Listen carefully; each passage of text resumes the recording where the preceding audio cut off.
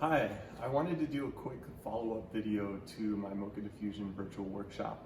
So in the workshop I mentioned that porcelain slips don't work well, but I also mentioned that I use porcelain as my clay body.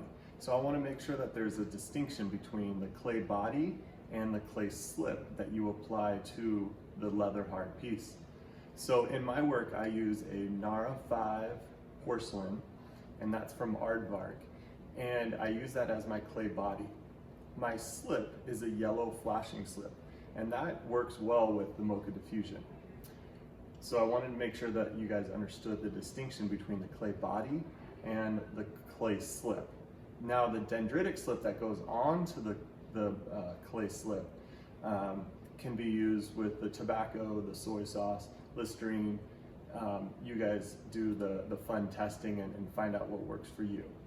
All right, but I did a test, and on my Nara 5 porcelain, the dendritic slip does actually work, and I'm going to show that to you right now. That's a porcelain clay body from Aardvark, and it's called Nara 5. I haven't tested it on the Nara 10, but the Nara 5, it does actually work. All right, so I'm going to give you a little demonstration right now. So after mixing up my Nara 5 porcelain, I use the immersion blender, and I'm using the tobacco and chrome oxide as a test here. And I put the slip through a sieve so I can make sure that it's very smooth and clean. And here's the test using the green chrome oxide.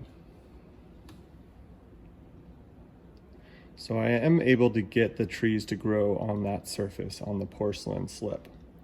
So if you are able to get to the Nara 5 porcelain, it is a good clay body to use for your clay slip for the Mocha Diffusion.